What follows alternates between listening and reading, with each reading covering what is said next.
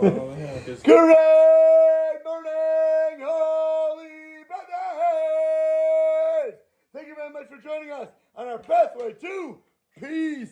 Inside the Garden of Peace, if you're following along, we're on page 66, and today's lesson is called Tackling Time. That's right. Get it down to the ground. Make sure you are on top of it, knowing what you need to do, and doing what you need to do all the time. Don't let it slip away. There's time, and there's no time like the present, because time is a present. Here we go. A couple came to the rabbi with marital problems. Unheard of, right? Nobody ever has such a thing. The wife complained that the husband has no time for her and no time for the kids. He's always so busy doing what he wants to do out of the house, or when he's in the house, he's always busy doing something else. He's down in the tool shed, he's on his phone, he just cannot seem to be anywhere she needs him to be. The husband countered, "What are you talking about?" He says, "My schedule is so jam-packed. Do you understand what I do all day? The second I wake up, I run, I'm busy, I'm with clients on the phone, I'm scheduling meetings, I'm in the office. I'm not wasting a second. I'm not wasting a minute. Everything I do is for a purpose, with a plan. Don't you understand? And I'm making you the money, so you should be happy, honey. It's not my fault." Sounds like me last night. Oh, Rabbi Shalom. A husband. What happened? Nothing. What did you say? Nothing. Your wife said something? Nothing. You were so busy? It's all good. You want to talk to the world?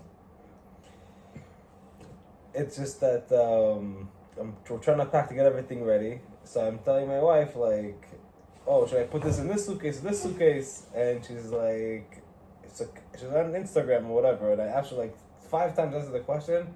She's like, "I'm already 5 times pausing this because of you." So I'm like, I have to pause my Instagram for you, you bum. You're interrupting my social media. Chutzpah! So I asked her, I'm like, that, your Instagram is more important than packing the suitcase to get ready for It's like when you shoot a gun and you realize you shot the wrong person. Oh my goodness. So then it's like went off. I'm like, wow, from the morning, I'm So then you opened a can of worms. So then I shot another bullet by accident, and I said, Uh-oh. "Hold on, what do you think? When I wake up in the morning, I don't do nothing. You think I don't do nothing all day? I just sit down in my office Was and do this nothing?" not written for you? So that's why I started smiling. Exactly I on the started smiling, page like, we're how- out to. How does Hashem bought this Wow. right for me today? Unflippin' believable. But I did tell my wife, I'm like, "Why don't you get a picture of Eliezer? And every time I open my mouth, just show me the picture, and, Hold it up. and I'll shut my mouth. And Hold it up! That's it. I came to the room after. I'm like, "Listen, I'm sorry. Just next time, show me Eliezer's picture. Say the word Eliezer, and I'll just like right away like." You apologize. No, of course. Thank you for not leaving her in Mexico without an apology. A husband has no time when his family scores low on a scale of priorities. If you don't understand that your wife is the most important thing in your life, then when she's on her phone, you're going to be complaining. Instead of saying, "I'm so happy that you have some time to decompress and de-stress and be happy, it makes me happy too." Those who place career or corporate success before true success, not monetary success, but of shalom bayit, of peace in the home, rationalize that if they're left with some time, maybe at the end of the day, a few minutes, maybe they have to themselves, maybe they'll throw a few crumbs to the wife, and maybe spend a second with their children, because now I've accomplished everything I need to. Wait, you know what? They're about to go to sleep, fine. Okay, so I missed today. Maybe I'll be good tomorrow. That's what they think. But since the husband is a go-getter with aspirations, then his entire waking day is centered on chasing what he wants. He's running after futility. He's trying to grab every dollar he can find. Pick up every penny on the street. What? But it's not really what he wants. You think a man wants to go work? Tuition's like 30 grand. That's only tuition. There's a million things that you have to go run after. Well, you think? Trust me, if I could come home and play peekaboo with my kids, I would love to. I would love to. Don't go to work today. Exactly. Not go to work. Go to work. Come back 3-4 o'clock when they come home from school. But it's like, I don't know what. Am I supposed to just at 5 o'clock or 5:30? Just the next customer can I come to give you deposit? No, I'm going to play peekaboo. What should I do? It depends, obviously, on your wife. Your wife. If she says, you come home to play peekaboo, I'm going to smack you in the head with a baseball bat because I'd rather you make the money, obviously do that. But the point is like this. But it's a woman. She wants the money and she also needs you. Exactly. So it's like this. She wants the garbage taken out. She wants the dishes done. She wants the laundry folded. You got 3 things right now that she wants. All of them she wants done. Of course, right? She doesn't want anything not to be done. But if in the middle of washing the dishes, she says, why the heck is the laundry not folded? Shut the water, dry your hands in the middle of the dishes, run upstairs, fold the laundry, then run back downstairs, turn the water on, and do the dishes. Because the priority that she's focusing on right now, even if completely irrational, even if completely illogical, even if nothing but emotional, is what your mission is in the moment. And you're tasked with not getting upset about it and not bringing logic into the scenario. Nobody's getting upset, but it says here, if you're a go-getter, I think most average guys are go-getters unless they just clock in, clock out. Listen, there's one of everything in life. If you want something, I guarantee you I'll find it. But the point is that even if she wants you to go to work to make the money, if today, even just today, she wants you home at 5, if it's going to cost you a deal, you come home at 5. Yeah, but I'm only going to work if she wants the money. That's like when you're doing the dishes and she wants you to fold the laundry. Same scenario. Of course, at the end of the day, she wants the money. But if there's a pressing need, or she says something specifically, then that's what we shift our tracks towards, so the train is running in that direction right now. You have to have the long-term goals, but the evil inclination will disguise himself, saying to you, no, my wife wants me to make the money, even though she's telling me to come home right now. If she was logical and I explained it to her, she'd rather me make the money than do what she wants me to do right now. Even if I had a conversation with her, that's the logical conclusion that she would come to if I asked her with a level-headed, even-keeled mind. But right now she's not like that. So you don't bring, that's only the evil inclination yapping in your ear, ticking away at your brain, trying to tell you don't do what she wants right now, because really she wants that, even if she doesn't know it right now. Okay. Got it? Everything. Tennis with the boss, dinner with a prospective client, waiting for a late meeting downtown. Everything in your mind is taking precedence over the withering woman at home. So, the husband shrugged his shoulders and he asked the rabbi, what is he supposed to do if he's occupied with making the living all day long? And believe you me, he's doing it because his wife wants or needs the money for the cleaning maid, for the house, for the tuition, whatever it might be. Not talking about you. I answered that his question shows that he has no idea what we're even talking about in the first place. Dude, open your eyes. Focus on the prize. If you'd realize that truly the biggest success in your life is having marital peace and bliss in your home, you would understand how important putting your wife the first place is. And you would find the way on that very day to move every other commitment aside and to devote the time that she needs to take care of all her deeds. But, the rabbi continued, let my words please sink in for a moment.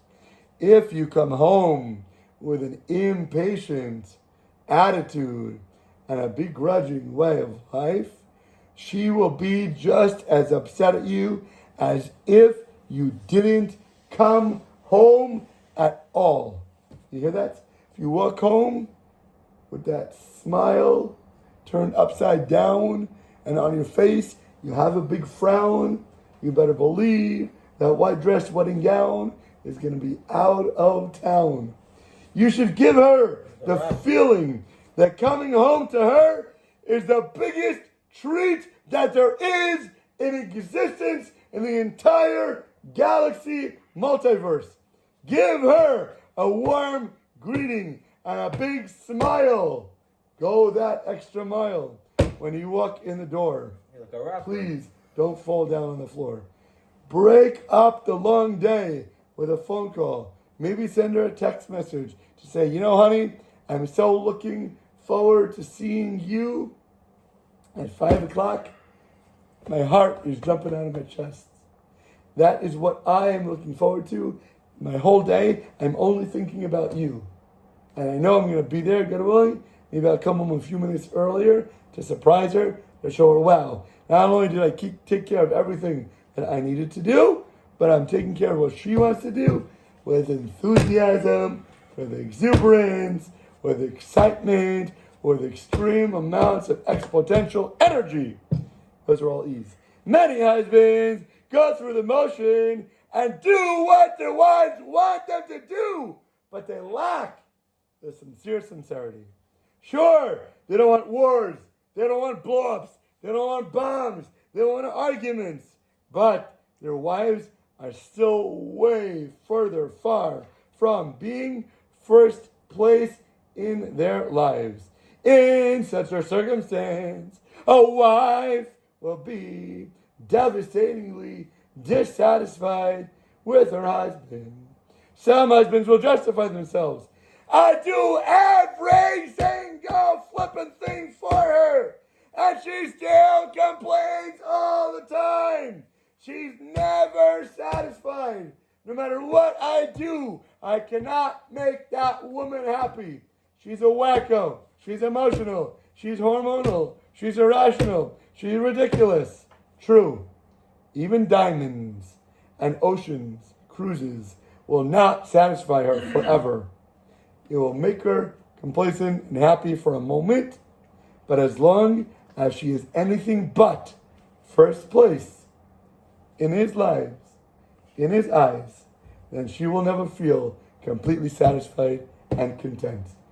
Don't fake it, but make it your way, your reality. There's a question. It's not about faking it. Like, he's not married yet, so he doesn't know. But the reality he can try with his mother. Don't think he can. But the reality is that you can put your wife and your kids 100% first place. Okay. But it's also up to her mood, you understand? Nope. What? No. Nope. Absolutely not. You have full, absolute control over how she's going to respond. How so? Because for two reasons. One is the energy you put out is the energy you get back. And two, God is in control here. If Hashem wants to show you love, to reward you, to pat you on the back or the knee and say, hey, you've been so good today. I want to give you a kiss. I want to pinch your cheeks. Here's a wonderful present. You can make her feel phenomenal and completely at peace in her heart and talk to you in the nicest, loving way, no matter how hard of a day she may have had before you came her way. Super simple. But if God wants to punish you, or if you looked at somebody in the grocery store, or if you're calling some girls on your way home, she knows nothing about it, and she had the best day ever, she had the nicest presents, the best conversations with her parents. When you come home... There's nobody looking at anybody, and obviously nobody's crying. I don't have no time to even call myself. Right. So let's... Meaning So like a woman is tired from raising kids, being all day around. By the time that you come home already, she's already... Great. Done. But the question is, how is she going to react when you walk in the door?